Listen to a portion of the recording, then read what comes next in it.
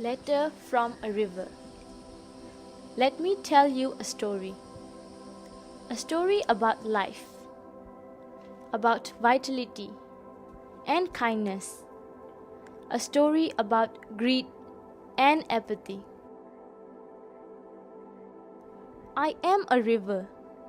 This is my story. It's yours too. And you get to decide the end. Science and myths will both tell you that you came from me, emerged from my depths, and evolved on my banks. And now it's you that ruined me, clogging my soul. It's time you all see the reality of your throwaway and dumping culture. Though human actions have larger consequences, there is no one single culprit. Each and every one of you is part of the problem. And I'm crying to each and one of you to be part of the solution. But you are a species that needs facts and figures, right? One that only pays attention to trends and take an issue seriously only if it's cool. Here are the facts. Our fish and sea organisms die from getting stuck in nets to eating plastics that they think is food. Our families worldwide are dying from the material you use and throw. I give you life and you destroy me. All these years, most of your focus has been towards land. Land animals, resources,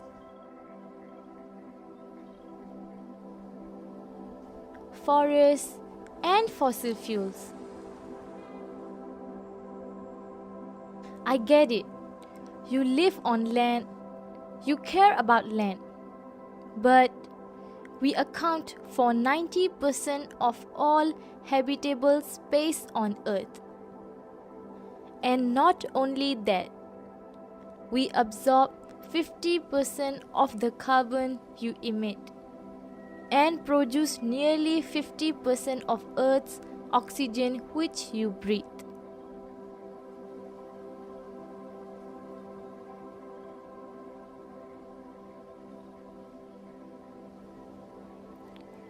If we die, you die.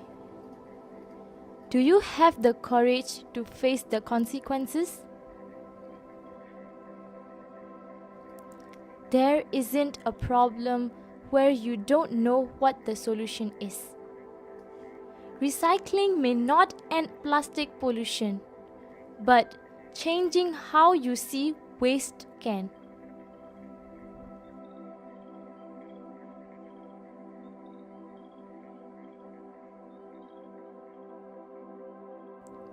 There is a way out, and it does not take a lot.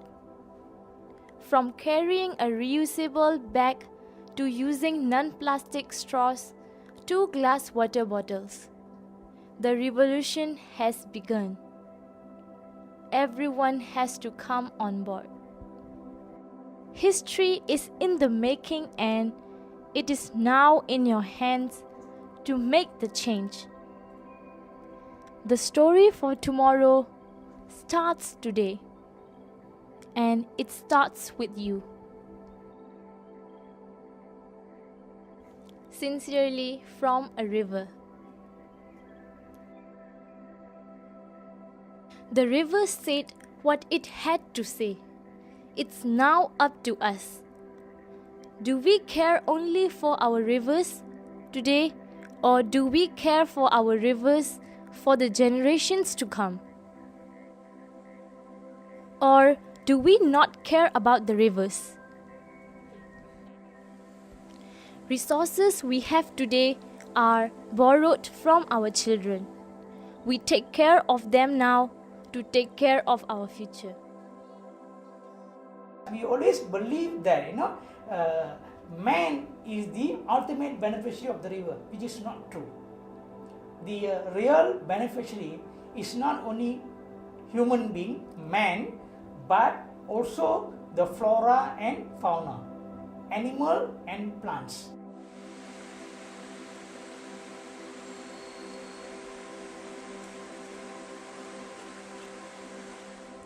The Gombak River is the river which flows through Selangor and Kuala Lumpur in Malaysia. It is a tributary of the Klang River. The point where it meets the Klang River is the origin of the Kuala Lumpur's name. Gombak River was used to be called Sungai Lumpur. Kuala Lumpur's name was taken as it was located in Sungai Lumpur's confluence or Kuala Lumpur. Yang kita panggil Sungai Gombak dulu dipanggil Sungai Lumpur. Kuala berarti bahagian bawah sebatang sungai. Jadi Kuala Lumpur. Sungai Keruh, Sungai Pusu, Sungai Rumput, Sungai Salak, Sungai Semampus, and Sungai Blongkong feed into Gombak River. Sungai Gombak ni adalah laluan orang temuan daripada pelabuhan daripada Kelang dia masuk lalu sampai masuk ke Jamik tu dia kata ke Gombak, dia kata ke sini sebab hulunya dekat Genting Sempah. Okey, daripada Genting Sempah dia akan pergi ke Janda Baik. Janda Baik dia boleh pergi ke Jelebu. Jadi ini dia punya pusingan orang temuan di Selangor di 9 Pahang, 3 negeri dia buat pusingan ya. Masa tu sebab orang-orang asli ni dia bila dia nak buat kampung dia akan berdasarkan sungai kan, zaman-zaman dulu semuanya based on sungai kan. Ulu Gombak Forest Reserve is located 30 kilometers from Kuala Lumpur on the north side of Kuala Lumpur Bentong Road. Human settlements are also located close to the reserve. The forest reserve was declared as educational forest in 1980s, and a lot of nature education programs have been conducted within the forest reserve. The forest was listed as one of the most popular bird watching spot and important bird areas, since some of the forest compartments were separated by major highway or federal road. There is an increasing usage of forest boundaries as transportation route and also for recreational activities such as cycling and jogging. The Ulu Gombak forests are vital carbon sinks and water catchment areas. The destruction of even a part of these forests will result in more dry spells and poorer water and air quality for Selangor residents. Okay, dalam sistem hutan hujan tropika ya. Okay, kita bermula dengan kalau kita tengok ekuator ataupun khatulistiwa, muka bumi negeri-negeri khatulistiwa ni dia berbukit. Okay, berbukit dan ada sungai dan akhir sekali dia ke laut lah. Jadi dia kitaran airnya bermula daripada hujan. Dia akan masuk ke dalam bukit. Air yang keluar ke sungai-sungai kecil tu semua dah ditapis. Baru dia keluar ke sungai yang besar. Dan baru dia masuk ke laut. Forests filter and regulate the flow of water, in large part due to their leafy canopy that intercepts rainfall, slowing its fall to the ground and the forest floor, which acts like an enormous sponge, typically absorbing up to 18 inches of precipitation before gradually releasing it to natural channels and recharging groundwater.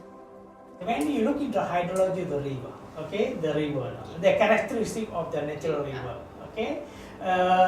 First it must be meander, okay, and then the base must be ripples and pools and so on, and then the both banks of the river is recycled. Why? Because when is a natural bank, okay, natural bank means soil with the plants.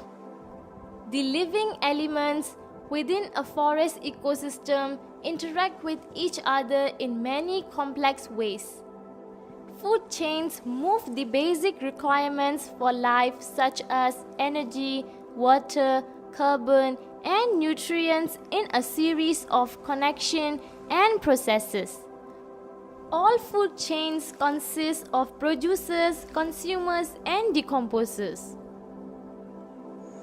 Ejen perebutan. Dia merebut, semua akan balik dalam bentuk asal, kan, macam jadi bahan kimia lah masuk ke dalam bumi, kan, dari pokok yang karbon, sebatian karbon masuk jadi karbon balik, jadi baja. Itu yang ini hanya boleh berlaku dalam hutan yang intact, hutan yang biasa macam ni. Kalau kayu yang sama kalau letak di Kuala Lumpur, dia tak jadi macam ni. Dia akan reput cara lain, tapi dia tak bermanfaat untuk tanah di KL. Dia kena dalam hutan, dia akan jadi baja. What all indigenous people have in common is a deep connection to the natural environments in which they live. This is why they are on the front line of nature conservation. Preserving the balance of the ecosystem has always been the indigenous way of life. A group of indigenous people live along the upper stream of Gombak River. They are called Temuan people. In the past, they were basically rural peasants. They grew some subsistence crops, hunted and gathered in nearby forests, and fished in rivers. To get cash for food, cigarettes, clothing, and tools, they tapped rubber, collected forest produce, sold fruits, and did occasional wage labor.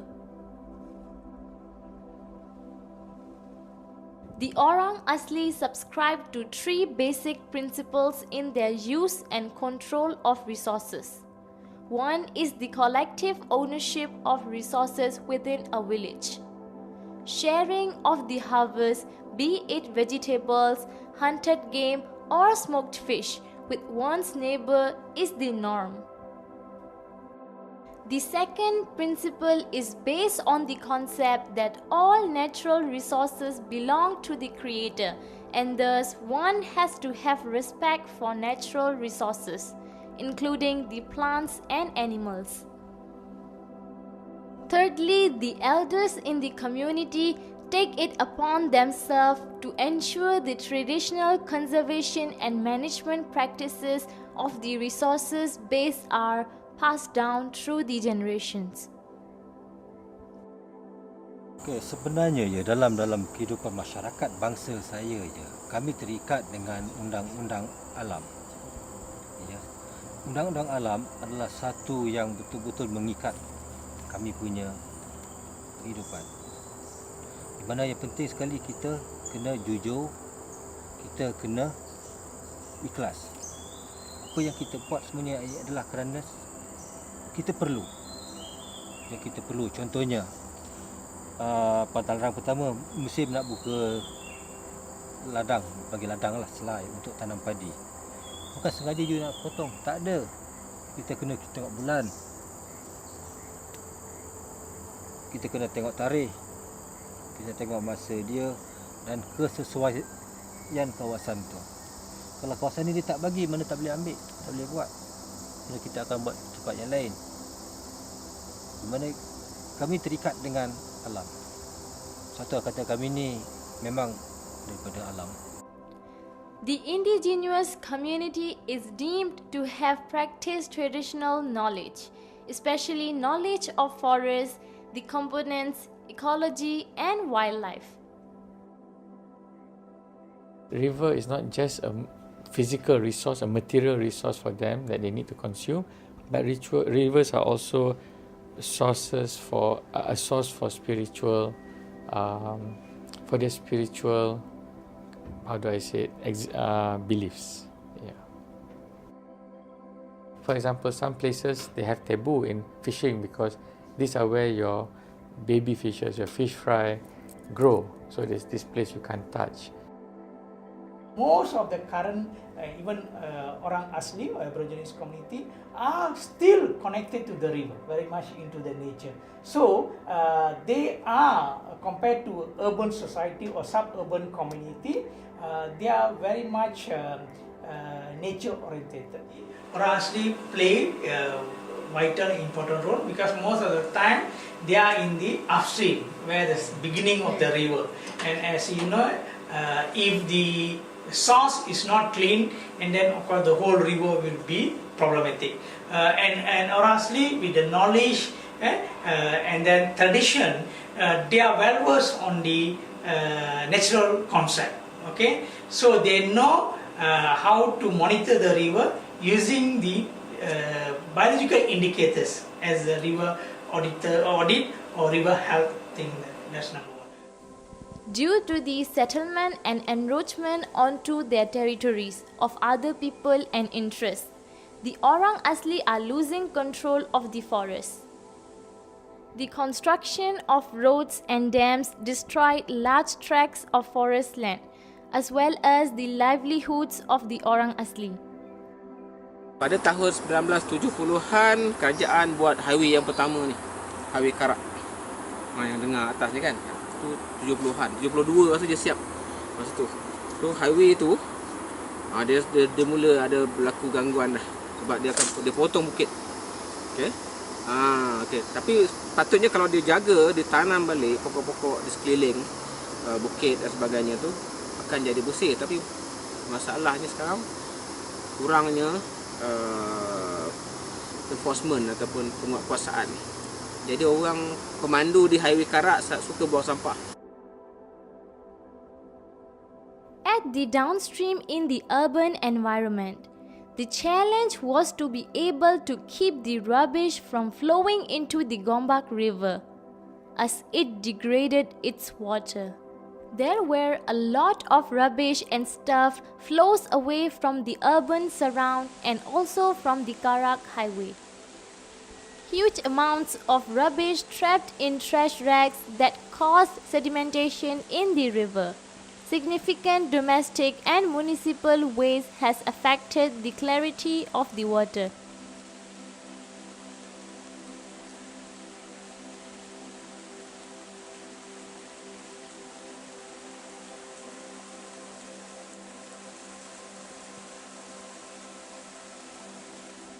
Okay, so when you talk about threats, it's only one single threat, which is human. Okay, because if you see by evolution and everything, also when human comes, only there is a problem. So of course, when you talk about human, of course number one is climate change. Climate change is induced by human. Secondly, pollution. Okay. Third, deforestation, because people don't see the link between forest and river. And of course, water catchment, you're destroying the water catchment. So it's all these actually you can put in a one source, actually human. We are the biggest threat for the rivers. The availability and quality of water in Malaysia are more and more threatened by overuse, misuse and pollution, and it is increasingly recognized that both are strongly influenced by forests. Moreover, climate change is altering forests' role in regulating water flows and influencing the availability of water resources. Currently what is happening is somehow with the increasing problem of destroying water catchment, logging and everything, it add to the problem. That means when the demand is getting higher, or I have to supply, nobody can create water, correct or not? I have to take from the resources. And we always forget about the water for the environment. Water for the flora and fauna. So we take with over exploitation, then we have issue. Increased extraction of natural resources, accumulation of waste, and concentration of pollutants would overwhelm the carrying capacity of the biosphere and result in the degradation of environmental quality and a decline in human welfare, despite rising incomes. The deforestation causes include many factors. The destruction of the forest is occurring due to various reasons. One of the main reasons being the short-term economic benefits. Forests are cleared to accommodate expanding urban areas. Over control, manipulation, I would say, manipulation of the river. So they control in that sense, in way they manipulate the river. Okay? So that's why you have, as I mentioned just now, to save budget and whatnot, then we build our LRT right above the river reserve. So they control the river in that sense, which is for me is over manipulation of the river. Otherwise, we would have our trees. Okay? Because of this development, highway, LRT and whatnot, so we cut down all the trees, cut the trees down. Over time, urbanization has degraded rivers. Modern society has become less connected to our local environment, and people's perception of rivers has changed. Traditional river-based activities have been lost, and urban development has meant culverted and channelized rivers. So mainly it has served as a function of waste disposal. Okay, the major one is waste disposal. Okay, second one as in a way means of transportation, not that we cruise along the river, but we use the river reserve to build the railway track. Okay, and the further upstream we use it as I mentioned just now, our water intake. So that is the only three main purpose. But throughout the whole stretch, we only use the river as waste disposal. As humans, our individual tendencies toward the environment only matter so far as we spread those environmentally beneficial ideas into our cultural values as a society. Whether or not we view ourselves as separate from or as part of nature is somewhat irrelevant in the sphere of environmental preservation. The natural environment such as forests and rivers benefit to our cognition and health will be irrelevant if we continue to destroy the nature around us. But that destruction is assured without a human reconnection to nature. People don't have connectivity with the nature, or in this case river. People always see river as a separate entity and human as a separate entity. Because there's a major issues for all of my interviewees, the ugly look of concrete riverbank, which can contribute to disconnection of the local people with the river. Tak ada value. The causes of pollution in water sources almost always come from situations that we as humans have brought about. Although there are a handful of natural ways in which water might become polluted. The leading cause of water pollution is human interaction. We are responsible for contaminating much of our own water supplies. The single thread is human activities. Our discharge, either we put partially discharged water or untreated water and illegal activities. Okay. Pollution is difficult to control because it is often the result of human infrastructure around a river. Pollution enters the river, sometimes in small amounts, at many different locations along the length of the river. Again, when the illegal activity is carrying on, this point actually happens. When you join to Klang River, definitely again at the confluent point, even though whatever you do on the river, you cannot expect for Miji. Correct or not? When you put, for example, a chemical, even you put a chlorination there also, you cannot control because it's a flowing water. Definitely will be different from a lake. Okay? Non-point source pollution, unlike pollution from industrial and sewage treatment plants, come from many diffuse sources. But the important or normally the unforgotten component is the non-point source pollution. For example, I'm standing here. The river is just beside me. Okay, or any water body is beside me. I throw a rubbish here. For example, polystyrene or styrofoam I throw here. What will happen? I just throw on the line, correct or not? Maybe a wind or just, you don't need water, no need rain actually. A wind, because the lightweight characteristics of the styrofoam, it can bring into the water body. So when go to the river, people or authority, anybody, they cannot catch anybody because they won't know I'm the one throw at the land actually, correct or not? Because maybe it take 2 days or 1 day, maybe today morning I put on the line, maybe night a heavy wind is already brought into the river. So these are the bigger problem that causing our water problem. Waste has been a major environmental issue everywhere since the Industrial Revolution. Besides the waste we create at home, school and other public places, there are also those from hospitals, industries, farms and other sources. Humans rely so much on material things and they all end up as a waste. I think waste management is the biggest component in a river basin management. As I said, whatever you are intaking definitely will be wasted.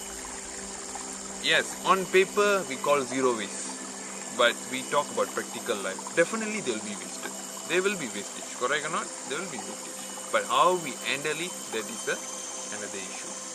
So waste management you can actually divide into 2 types, either solid or liquid. Solid waste, as I told, plastic, your paper, whatever you throw into your garbage bin, where it goes to landfill. And even when it goes to landfill, when you are accumulating, when there is heavy rain, the water will leach into the water body. We call leaching. So that's one of the problems. Second, when we call liquid waste, for example, sewage treatment plant, they are treating your water. So the effluent, the treated effluent going into your water body, correct or not? If it is partially treated or untreated, it will add problem into your water bodies. So when you say about waste, we have to see in 2 ways, solid as well as liquid, when it's pertaining to the water bodies. Okay? If this is the water situation at present, what of the future?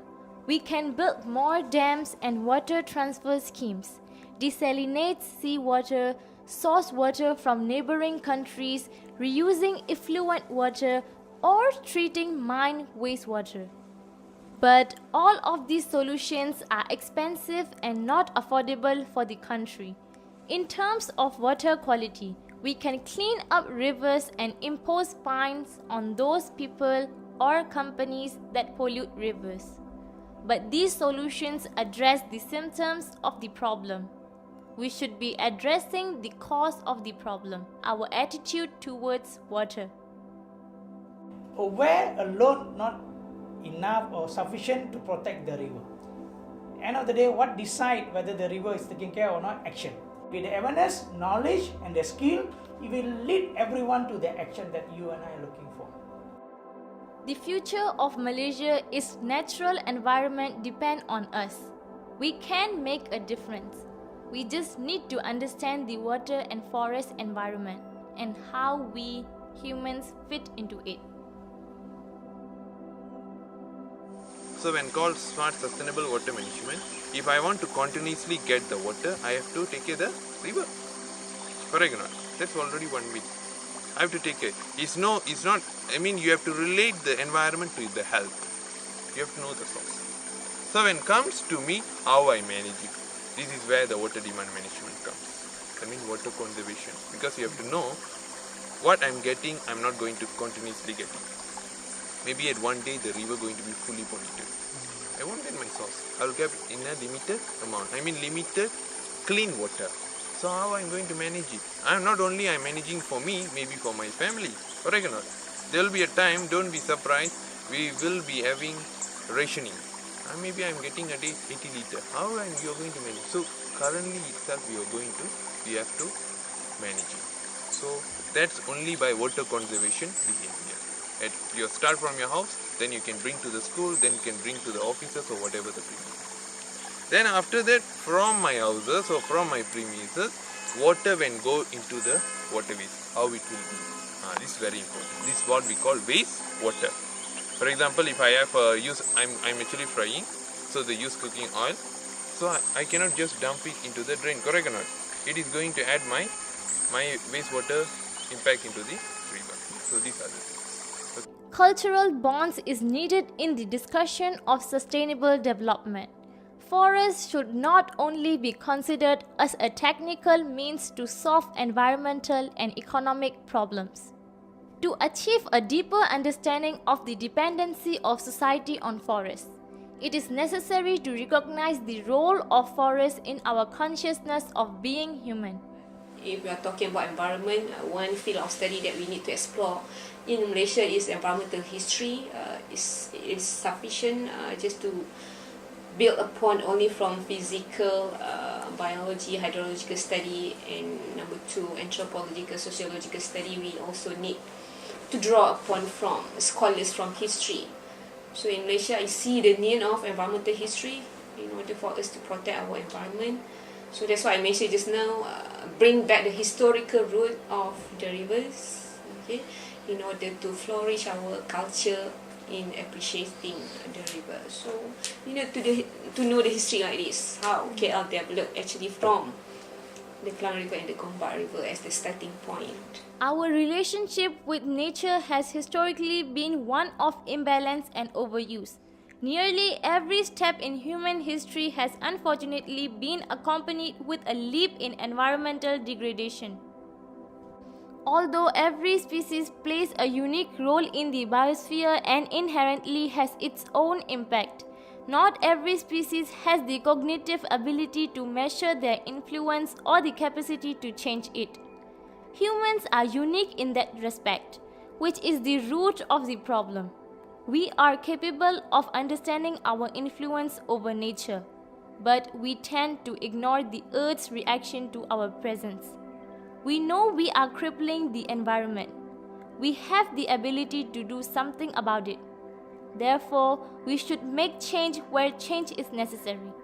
As we continue to grow and have a greater impact on the Earth's system, it is imperative that we address our role and relationship with nature. So it's a long process, but hopefully with social media, with so much publicity, we will reach there. And we hope that young people, people like you all have got the opportunity to learn a little bit more. And it is not book learning, and it is something that is related to our lives and the lives of so many creatures around us. So we have to be able to live together. It is humans and mammals and everything. There has to be a very stable in relationship. Then only we will have a better healthy world, and we will be better and healthy. My advice is that that everyone have to understand what is our role. Okay, that water is the second most important resources. There's no alternative to water. Whether you like it or not, you have to get the clean water. So it's our responsibility to look after the water source, which is the river. Okay, and I say that when we say river management, we no need to go and do the river cleanup. If we can do, good, but what you have to worry is what you and I can do within our mean. When I say within our mean, the best part is look after your drain and know your river address. I think as a way forward, and also looking at the future, we have to relate the water in river. Definitely waste need to be coming. We have to relate water in river, because why in Malaysia I can tell that, in Singapore it's a different story. It's a recycled treated water 40% or 50%. But here when it's come from 97%, it's opportunity for us, correct or not? So we have to care for the river because we want to have water. If you are being selfish, you don't want to care about flora and fauna, should be the immediate message. Because at long run, we are going to have issue. We already seen Cape Town and everything in India now, okay? We are having issue already, okay? So even though you have maybe a clean water, because of the conflict, human conflict also, you can have an issue, correct or not? So these are the things. So secondly, to sum up, especially in Malaysia, whoever drinks water, you have to care for him. That's a simple direct message. Okay? With that, thank you very much.